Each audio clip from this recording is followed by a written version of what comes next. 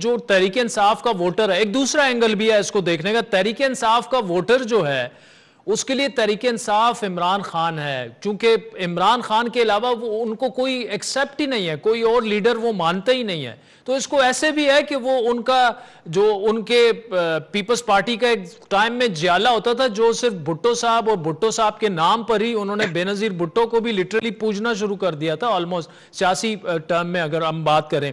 तो इसी तरह इमरान खान साहब भी हैं अपने फॉलोअर्स के लिए।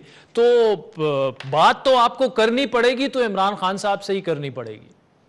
तो भुट्टो साहब के बगैर भी तो पीपल्स पार्टी आदिल भाई आगे चल पड़ी ना। हाँ, लेकिन बेनजीर भुट्टो थी ना सर, बेनजीर भुट्टो थी ना, ये मामला था। आप उनकी बेगम साहिबा का या उनकी औलाद का ये मनसब संभालने पे आपको कोई बहुत ही इम्पॉसिबल लग रहा है? मेरे ख्याल में तो वो तो सर वो तो जितने वो खिलाफ रहे हैं मोरूसी सियासत के, तो तकरीबन नामुमकिन ही लग रहा है मुझे। जी, सिर्फ जबान के लिहाज से, एक्शंस में नहीं। अच्छा, उन्होंने हर बड़े पॉलिटिकल बिग वेग को पाकिस्तान के अंदर उसकी औलाद को या भाइयों को या बहनों को टिकटें दी हैं।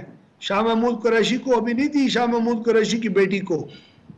और इमरान खान तो उससे वन स्टेप बियॉन्ड है सर।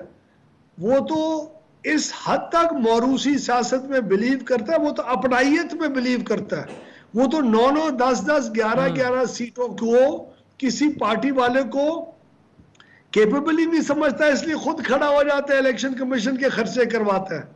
तो वो तो इस हद तक। मुझे लगारी साहब आखिर में बताएगा, अगर इमरान खान साहब जेल में होते हैं, डिस्क्वालीफाई हो जाते हैं, पार्टी सरबराह नहीं बन सकते, जो भी है, अगर ऐसी सिचुएशन है, क्या आपको लगता है कि वो पार्टी सरबराह जो हैं वो या अपनी मिसेस को बना लें, बुशरा बेगम साहिबा को, या अपने बेटों में से भी किसी को वो नॉमिनेट कर सकते हैं, उस तरफ जाएंगे? क्या आप समझते हैं? क्योंकि आप कह रहे हैं कि वो मोरूसी सियासत पे ही जाएंगे आखिर में। 100% मेरे ख्याल में वो पार्टी के अंदर से डिमांड क्रिएट करवाएगा कि हम किसी को भी के इर्द गिर्द रैली नहीं कर सकते, और जो तुम कहोगे हम उसके इर्द गिर्द रैली करेंगे, otherwise this party will tear into pieces.